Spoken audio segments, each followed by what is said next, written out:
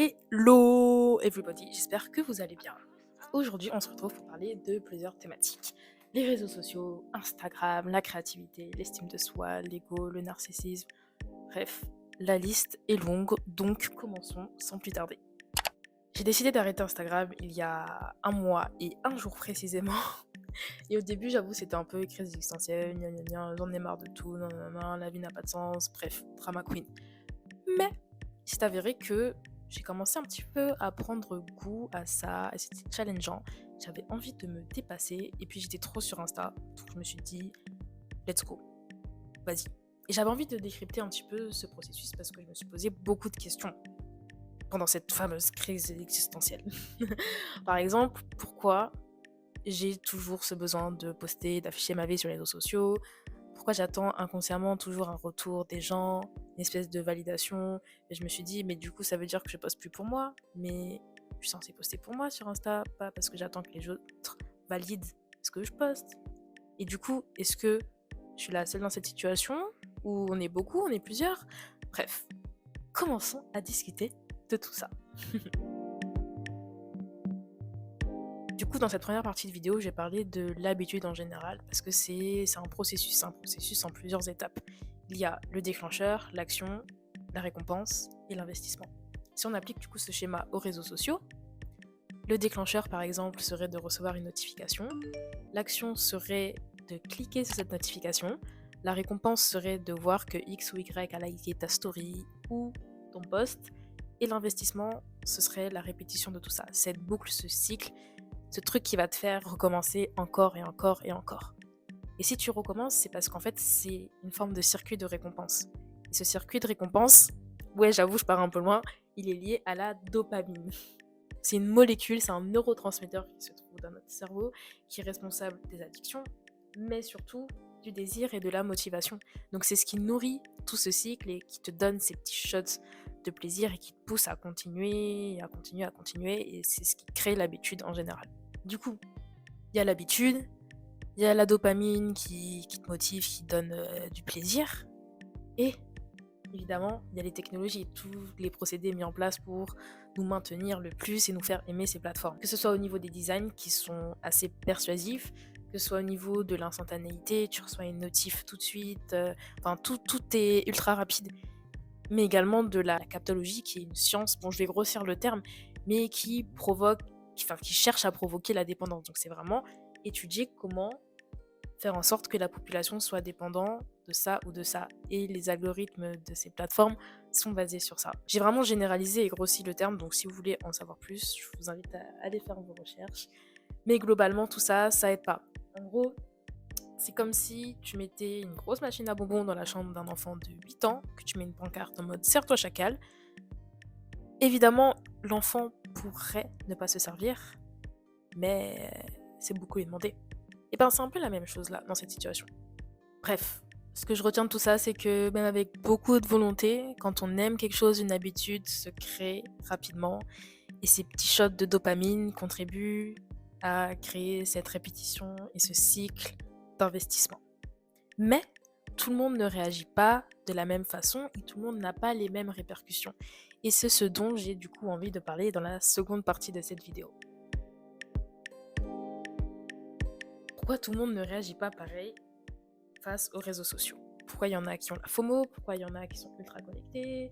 Pourquoi il y en a qui n'en ont rien à faire des réseaux sociaux? Pourquoi il y en a qui sont préoccupés à partager tout le temps leur vie sans aucune raison sur Instagram? Bref, pourquoi?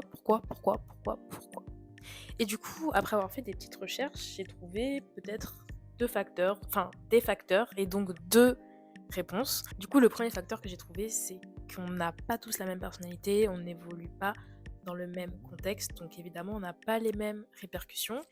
Et ça change aussi en fonction des plateformes, que ce soit Snapchat, Instagram, Facebook. Le deuxième facteur que j'ai trouvé est plus scientifique, entre guillemets, et concerne le lobe cérébral qui, en fait, est responsable de la régulation des émotions et de la prise de décision dite réfléchie.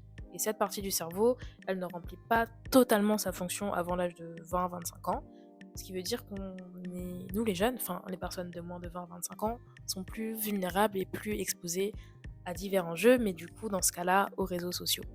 Donc oui, on a chacun notre propre utilisation des réseaux sociaux, on a chacun nos répercussions, mais il y a quand même une certaine idéologie actuelle qui tend à nous culpabiliser et à dire oui, votre génération, elle est ultra narcissique, vous faites les beaux, vous faites les belles, non, non, non, non, non, non, non, non, non, on vous voit les pique-me. Mais je trouve que ce n'est pas plus condamnable d'être content de recevoir un like sur une photo ou sur une story que d'être félicité par ses invités après avoir fait un dîner ou autre. Mais du coup, toute cette réflexion, elle est sympa, mais elle nous amène à nous poser plusieurs questions. Notamment, est-ce que publier sur les réseaux sociaux et partager sa vie favorise notre créativité? Est-ce que ça ne serait pas une manière de s'exprimer, de dépasser certaines limites? Est-ce que ce serait pas, du coup, une forme de narcissisme sain? Ou est-ce qu'au contraire, ça ne nous fragiliserait pas? Est-ce que ça toucherait pas notre ego? Est-ce que on ne deviendrait pas petit à petit dépendant de tout ça? Est-ce qu'on ne commencerait pas à agir en fonction des autres, pour les autres, et plus pour nous? Bref, beaucoup de questions. N'hésitez pas à me dire ce que vous en pensez en commentaire, à exposer vos opinions, vos points de vue, parce que je pense que ça peut être très intéressant de partager tout ça. Et j'ai hâte de tout lire. Du coup, en ce qui me concerne, le problème que j'ai identifié, du coup, cette boucle dans laquelle je suis, c'est que je me suis rendu compte que je faisais plus forcément les choses pour moi, même si je disais toujours oui, mais je fais les stories pour moi, ça me fait plaisir de partager. Bah, je me suis rendu compte que j'attendais une certaine validation extérieure. Je postais une story, enfin je poste une story, j'attends que les gens réagissent, et quand les gens réagissent, je suis en mode ok, je suis contente. Et que même des fois, j'en arrive à agir en fonction de ce que je pense que les autres vont penser. Et je me suis dit, waouh, c'est chaud, et là, t'es arrivé à ce stade-là. En fait, tout ça, c'est devenu une habitude, c'est-à-dire que je ne réfléchissais même plus, je postais ma story, et inconsciemment, 10 minutes plus tard, je regardais qui avait vu, qui avait réagi, et je m'en rendais pas compte, c'est vraiment devenu un réflexe. Et du coup, une habitude, parce que ça me donnait ce petit shot de dopamine, ça venait me stimuler. Bref, vous avez capté quoi? Et du coup, je me suis dit que arrêter les réseaux sociaux pendant un moment c'était bien, mais qu'il fallait que j'ai une trace et que je vois l'évolution. Et du coup, ce sera l'objet de la partie 3 de cette vidéo. Toutes les semaines, j'ai du coup noté les petits changements que je remarquais, et après à la fin je faisais une espèce de conclusion, je synthétisais tout ça, et du coup je vais vous le lire, je vais vous partager mes petites notes. Semaine 1. La première semaine, je regrette. Je me demande pourquoi faire et si c'était vraiment utile de faire tout ça. Même si j'ai plus de notifs, je garde tout le temps mon tel dans l'espoir d'avoir une notif. Quand je passe un bon moment, je suis frustrée de ne pas pouvoir le partager. Semaine 2. Mais qu'est-ce que je vais bien pouvoir faire après les cours ou le travail pour m'occuper? J'ai plus discuté avec les gens qui étaient autour de moi, que ce soit au boulot ou en cours, et j'ai recommencé à regarder des films et des séries à 100% sans scroller indéfiniment sur mon tel en même temps. Bon, bah tout est dit, hein. Semaine 3. Je suis carrément plus concentrée et motivée dans tout ce que j'entreprends, c'est ouf. La dopamine est responsable de la motivation, donc mon cerveau doit sûrement être stimulé pour de nouvelles choses, et ça, c'est trop cool. J'ai recommencé à lire, j'écoute plus de musique, j'écoute plus de podcasts, et j'ai beaucoup moins le réflexe d'attendre une notification. À l'inverse de la FOMO, je ressens presque la JOMO. Du coup, la FOMO, c'est la peur de manquer quelque chose, et la JOMO, c'est l'inverse. C'est la joie que tu ressens de manquer quelque chose, parce que du coup, je sais pas, on commence à s'habituer. C'est l'habitude. Tu changes tes habitudes et t'as des petits shots de dopamine qui arrivent pour des choses nouvelles. Semaine 4, du coup la dernière semaine, j'ai beaucoup plus de temps et je profite de ce temps pour faire plein de choses. J'ai réinstallé Instagram pour poster une story coupable, car j'avais posté une nouvelle vidéo et franchement, après avoir bossé dessus, flemme d'avoir 3 vues.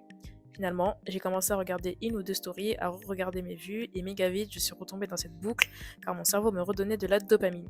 Je me suis vraiment dit sur le moment que c'était ouf qu'après 3 semaines, en moins d'une minute, je refasse exactement la même chose qu'avant. C'est vrai, inconsciemment, j'ai dû voir genre 25 stories sans faire exprès. Et j'étais en mode waouh, après 3 semaines, je gâche tout comme ça. Mais c'est pas grave, c'est pas grave, c'est pas grave. Enfin bref, pour conclure, j'ai identifié quelques problèmes à ce recul que j'ai pris. Et du coup, c'est surtout le manque d'information. Avant, grâce aux réseaux sociaux, l'information venait à moi et maintenant, je me suis rendu compte que je devais faire l'effort d'aller vers l'information. Parce que il y a à peu près une semaine et demie, j'ai discuté avec un collègue et j'ai appris que c'était la pénurie de l'essence. Et je me suis dit, c'est quand même méga important et j'étais pas du tout au courant. Donc je me suis dit, c'est chaud. Donc pour remédier à ce problème, je me suis dit, je vais aller acheter le journal. Donc un matin, hop, je vais aller acheter le journal. Il a traîné dans mon sac pendant une semaine, je ne l'ai jamais lu et j'ai fini par le jeter. Donc, pas ouf. Ensuite, je me suis dit, bon, et là, comment faire? Et du coup, je me suis dit, je vais discuter de l'actualité avec mes potes, je vais leur poser des questions. Mais quand je vois mes potes, j'ai pas envie de discuter de l'actualité avec eux. En vrai, je m'en fiche de l'inflation et du Covid. Enfin, je m'en fiche pas, mais j'ai pas envie de discuter de ça avec mes potes. Donc, c'était pas la bonne technique. Donc, enfin, la dernière solution, c'était de faire un effort et de moi-même aller chercher l'information, d'aller sur internet, de consulter les médias ou de juste regarder une vidéo de 10 minutes du Go Décrypte parce que merci le centre, je fais vraiment du bon boulot. Et voilà, du coup, on va dire que ce problème est plus ou moins réglé. Et du coup, conclusion de la conclusion. Tout ce recul, c'était nécessaire, c'était bien et je suis contente de m'être challengée. Mais ce n'est pas pour autant que je vais définitivement supprimer les réseaux sociaux et plus particulièrement Instagram parce que faut pas non plus diaboliser ces plateformes. Ça a beaucoup de points positifs. Il faut juste trouver le bon équilibre et l'équilibre, c'est quelque chose de personnel et il n'y a que nous qui pouvons le trouver et s'habituer. Donc grâce à ça, je vais faire un meilleur usage des réseaux sociaux. Et voilà, j'espère que ça sera bénéfique. J'espère que cette vidéo vous a plu, que ce nouveau format vous a plu. J'ai hâte de pouvoir traiter de plein d'autres sujets, de pouvoir tourner encore plein d'autres vidéos. N'hésitez pas à me donner un petit feedback, un petit commentaire, like, un partage, vous abonner, tout ça, ça me ferait super plaisir. Et voilà, on se retrouve bientôt pour des nouvelles vidéos. Bisous.